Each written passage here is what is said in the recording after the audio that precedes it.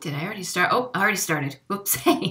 So, Destination Declutterers, Monday Motivation. And this one comes from a couple of places. This tip, this motivation comes from the news and also Facebook. So here's what I would love to share with you today. A thought, an idea, which has to do with the news of inflation. So, oh my gosh, things are costing more. And I'm not downplaying that, but what I'm also saying is inflation does not affect the stuff that you can go shopping for in your own home. What? What does she even mean? Here's what I mean. This is where the Facebook part comes in. So I often am visiting Facebook groups with people that struggle with their clutter because I really want to know what is jamming people up. Why aren't you there yet? What is stopping you from being decluttered? And one of the fascinating things I have seen recently even is people who say that they've got these pantries that are overwhelming, kitchen pantries full of food and things like that. And when they finally declutter it, because they're so filled with so much food, that they often have to throw away food that has expired. Which is good because you don't want to get sick with expired food, but that begs the question, do you need to buy so much anyway that you have it and don't use it until it is so old that you have to throw it away? So just think about that for a minute. Think about, I get it, when we get in that kind of scared scarcity mode, we need toilet paper, or, bread and milk and, eggs whenever there's a storm. But, here's what is important, is to, when you buy the things, to then use the things.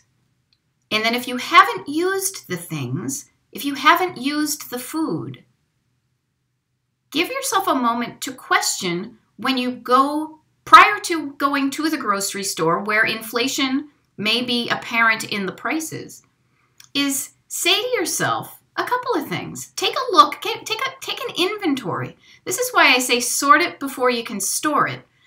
I guess this would be like sort it before you can go to the store. I'll work on that one. Take a look in your pantry. Take a look in your cupboards. Take a look at the food that 80%, remember I talk about, I don't know if I've mentioned this to you or just with coaching clients, but how we wear 20% of our clothes 80% of the time.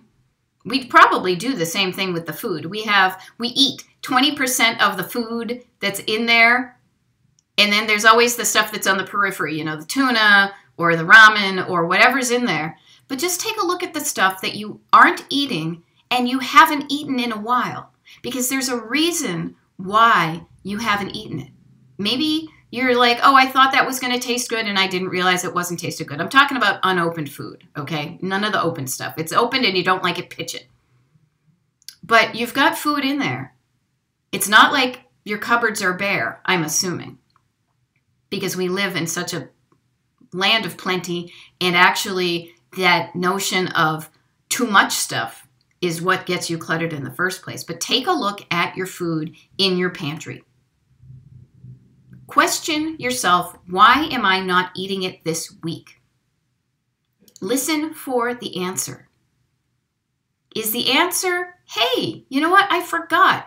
We had that stuff there and I make a great recipe with it. I'm going to make that recipe this week or this month, or I have a recipe and I am planning, I should use that, I will make that recipe. It's just a reminder, oh, that's right, I have a thing, I forgot I had it, I do want to use it, I am going to then use it. Or is it, well, I don't know, I bought too many, I have too many, things like that. Is it that I bought a bunch of this stuff and I liked it at first and now I don't like it, but there are other reasons why you're not eating the food that you already have? Because you could probably go, if you're like one of the, if you're a person who has a lot of food, you could probably go for a long time without buying anything to eat based on the stuff in your kitchen. So I offer to you to just have that kind of convo with yourself in your kitchen before you go to the grocery store where inflation may have hit. And do a couple of things.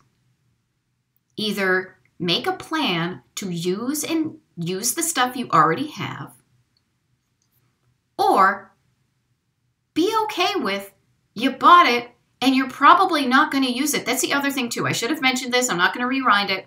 Check the expiration dates on your stuff.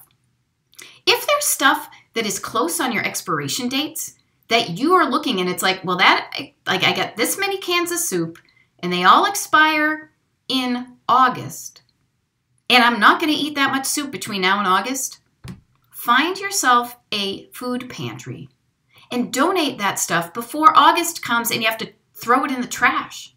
Okay? So not only will that clear up some of your clutter, it will remind you that maybe you don't like that soup. It will also save you money because you're not buying soup that's now marked up because of inflation.